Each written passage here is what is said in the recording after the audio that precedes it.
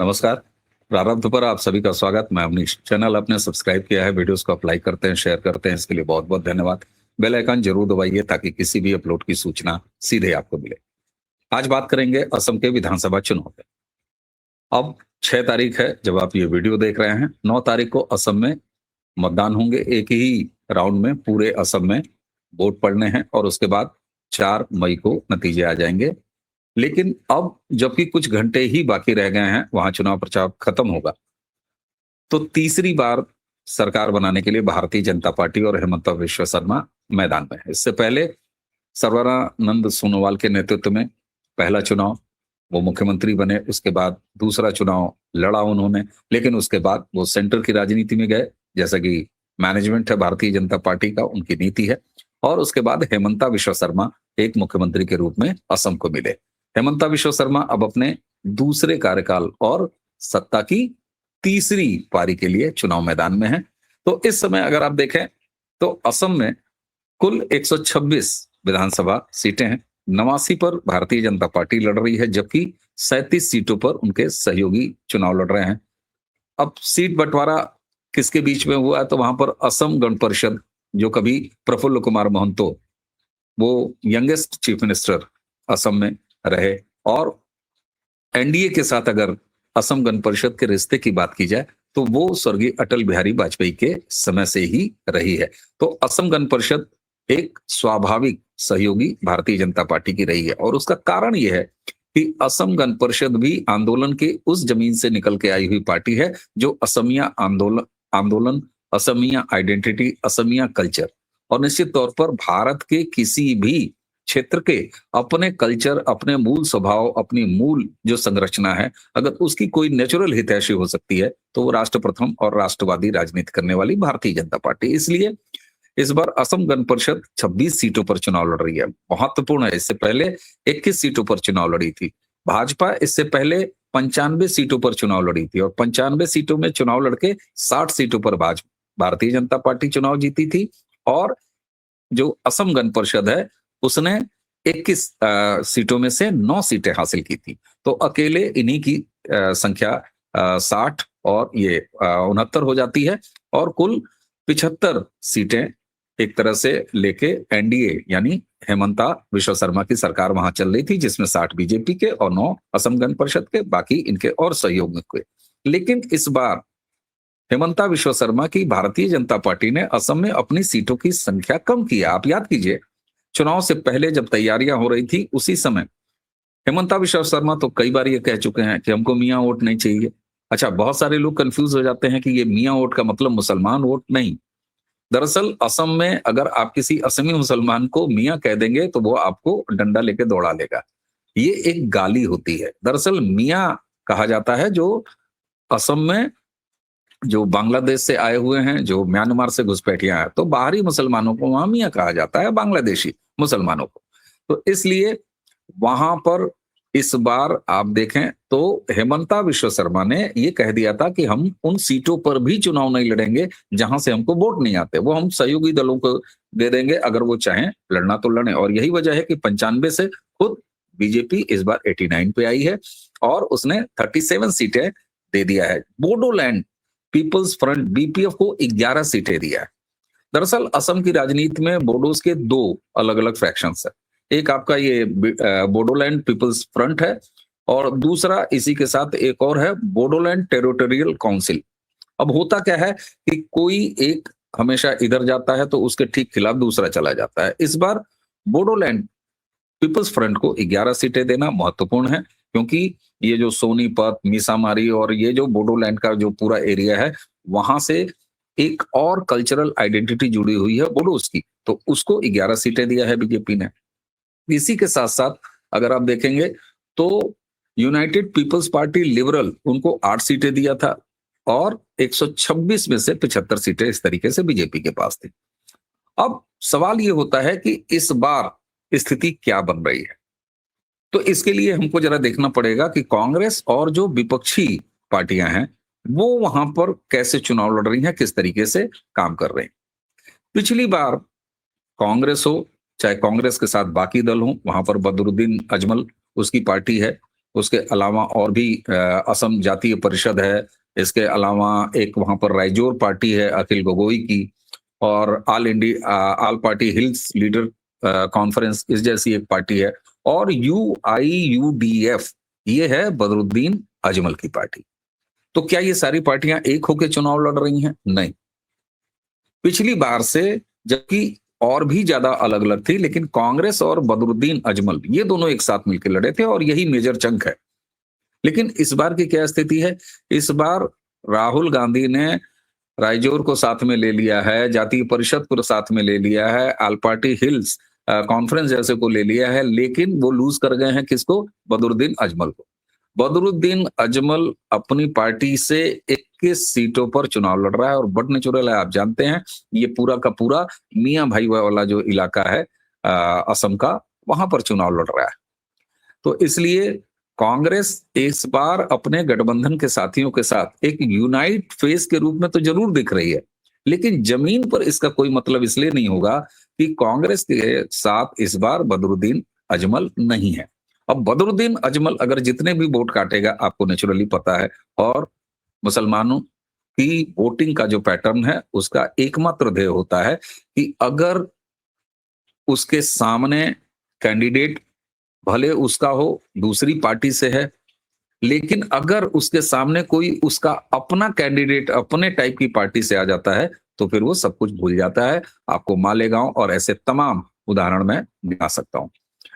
यहां तक कि आप बिहार के चुनाव में देख लीजिए, तो वहां पर ओवैसी की जो सफलता है वो भी यही बताती है।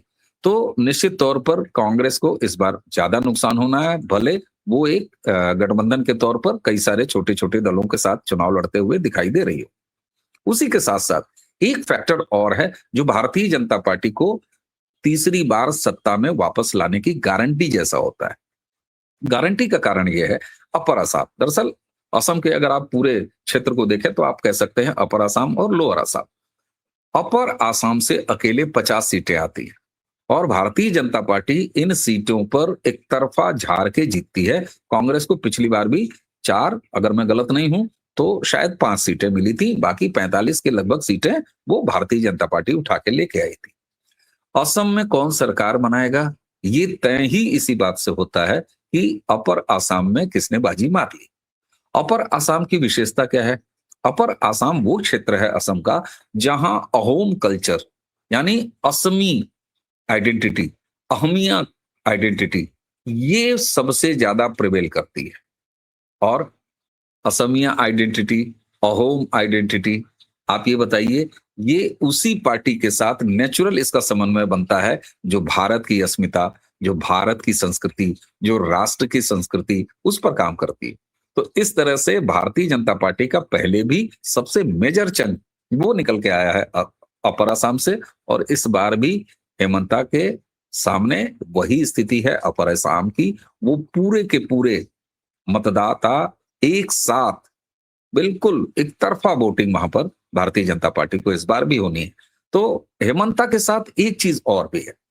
हेमंता के साथ जो कभी शिवराज जी के साथ मध्य प्रदेश में माताओं, बहनों, बेटियों, नए नौजवानों के लिए एक भावनात्मक रिश्ता जो कि उनको मामा की पदवी तक ले गया।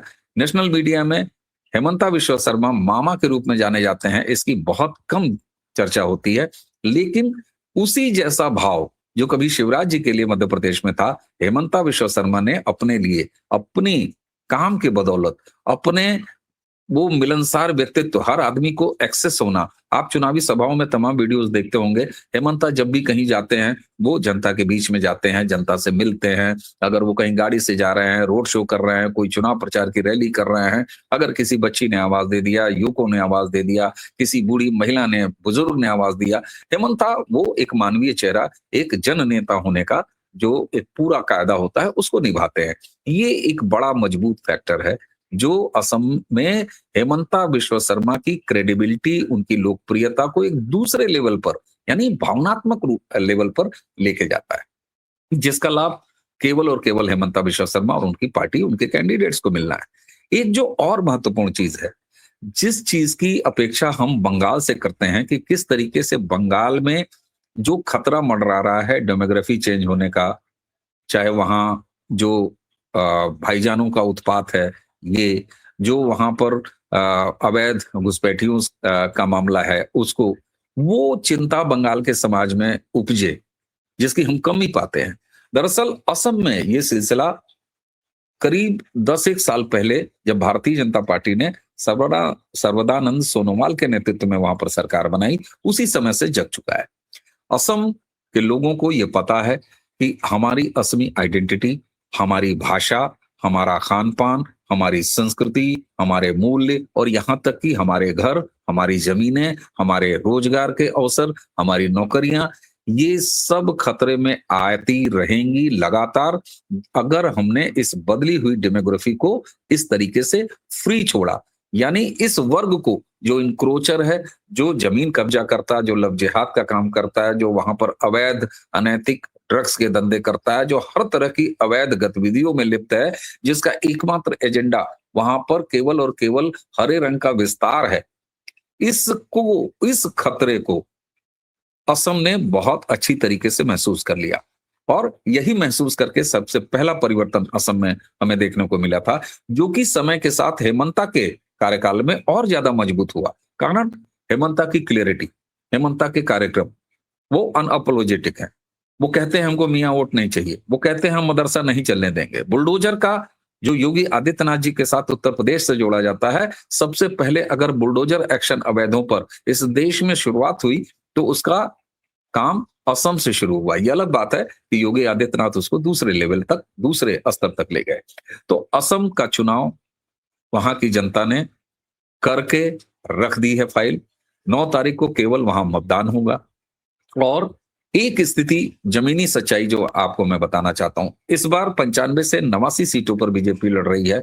असम गण परिषद ज्यादा सीटों पर पिछली बार से लड़ रही है, इस बार 26 सीटों पर लड़ रही है। तो निश्चित तौर पर हो सकता है कि 60 सीटें जो भाजपा की आई हैं, उनमें से एक आध सीटें ऊपर नीचे हों, लेकिन 75 सीटें जो एनडीए की वहां दिखाई दे रही हैं आपको, वो सीटें बढ़ सकती है। असम गण परिषद और जो बाकी बोडो 11 सीटें लेके लड़ रहे हैं, वो कुछ सीटें अपनी और बढ़ा सकते हैं। कारण ये कि आदिवासियों के अंदर एक भावना का आना कि हमारे हितों, हमारे कल्चर, हमारे मूल्यों का सम्मान भारतीय जनता पार्टी करती है। ये मैसेजेस कहां से आ रहे हैं? ये मैसेजेस अकेले असम से नहीं आ रहे हैं। मतुआ समुदाय को जिस तरीके से वेस्ट बंगाल में एड्रेस कर रही है भारतीय जनता पार्टी, ये नहीं है कि मतुआ समुदाय बहुत ज्यादा है, कुछ असम में भी है, लेकिन उससे संकेत वहां का जो प्योर रेजिडेंट है, जो अहोमिया कल्चर वाला है, जो अहोम समुदाय है, उसके बीच में जा रहा है। यही आदिवासियों में भी जा रहा है। बहुत सारे चाय बागान के मजदूर, खुद प्रधानमंत्री ने वहां से एड्रेस किया। संथालीज, वो बहुत अच्छी संख्या में वहां पे हैं। आपने देखा होगा कि बहुत सारी जो महिलाएं प्रधानमंत्री के चाय बागान में गाना गा रही थी, वो हिंदी में गा रही थी। दरअसल वो संथालीज हैं। वहां पर जो मजदूरों के रूप में गए, वो एक बड़ी संख्या है। उत्तर प्रदेश के प्रवासियों की एक बड़ी संख्या है जो कि हिंदी भाषी है।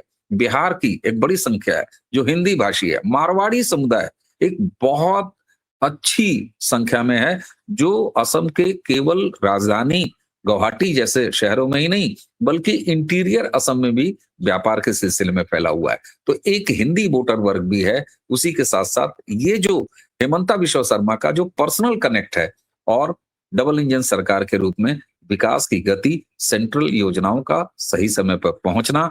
और आप देखें कि जिस समय हम अभी सीए के बारे में बात कर रहे हैं, जिस समय हम एनआरसी के बारे में बात कर रहे हैं, एसआईआर के बारे में बात कर रहे हैं, असम इन मामलों में कुछ ज्यादा आगे निकल चुका है पूरे देश से। कारण असम में एसआईआर नहीं हुआ, वहां पर केवल एसआईआर हुआ है। क्यों? क्योंकि वहां पर पहले ही एनआरसी की प्रक्रिया चालू है, जिससे कि ऑलरेडी एक डाटा रिफाइंड है, इसलिए वहां एसआईआर की जरूरत नहीं पड़ी। हेमंता बिश्वा शर्मा और खुद अमित शाह जी ने यह घोषणा की है कि अब असम में यूनिफॉर्म सिविल कोड भी आएगा। तो वो यूसीसी की बात कर रहे हैं। तो इसलिए ये प्रगति, ये सिक्योरिटी जो भावनात्मक रूप से असम को हेमंता बिश्वा शर्मा और भारतीय जनता पार्टी एनडीए से जोड़ के रखती है, और इसी के साथ साथ असम गण परिषद जो कि प्योर असमिया आइडेंटिटी की जमीन से ही निकली हुई है, वो नेचुरल साझेदार बोडो समुदाय की फीलिंग को लेके आगे चलने वाली उसको 11 सीट, ये साफ बताता है कि असम अब एक दूसरे रास्ते को पकड़ चुका है। इसलिए स्थापित मीडिया और तमाम कांग्रेसी इकोसिस्टम के जो कंटेंट क्रिएटर्स हैं वो आपको असम चुनाव पर बहुत कम बात करते हुए दिखेंगे। और राहुल गांधी को एक बार फिर मुझे चलते चलते क्रेडिट देनी ही पड़ेगी दर्शकों। क्यों? क्योंकि राहुल गांधी वाकई में वो अदम्य पूंजी हैं भारतीय जनता पार्टी के। राहुल गांधी ने जिस तरीके से हेमंता विश्व शर्मा की पत्नी के ऊपर और पूरी कांग्रेस ने जिस तरीके से ये एक गंदा आरोप लगाया है, इसको लेके बहुत स्ट्रांग सेंटिमेंट जन्मे हुए हैं असम में। बहुत गुस्सा है क्योंकि असम एक बहुत सेंसिटिव समाज होता है। असमिया समाज एक बड़ा सेंसिटिव समाज है। वो समाज के उस व्यक्ति को जिसको वो इज्जत देता है या जो वो एक सम्मान वाली पद पर बैठा हुआ है उसके लिए वो बुरा नहीं। असम में एक बार फिर राहुल गांधी ने प्रधानमंत्री के लिए तुम-तड़ाम किया है। पवन खेड़ा के जरिए कांग्रेस ने जो हेमंता की पत्नी के ऊपर किया है, और इतना झूठ, उसका खेल तो सब खुल ही गया है, लेकिन इसका भी अंतिम समय में बहुत घातक असर कांग्रेस को पड़ने वाला है।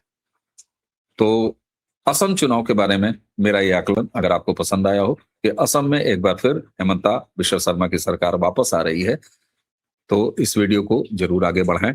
और वीडियोस को जिस तरीके से आप शेयर करते हैं इसके लिए बहुत बहुत धन्यवाद। वीडियोस को लाइक करने के लिए भी धन्यवाद। चैनल को अगर अब तक आपने सब्सक्राइब नहीं किया है तो जरूर सब्सक्राइब कर लें। तो आज की चर्चा अब यहीं समाप्त करेंगे। मुझे यानी अवनीश को दीजिए आज्ञा। नमस्कार, प्रणाम, जय जय श्री राम।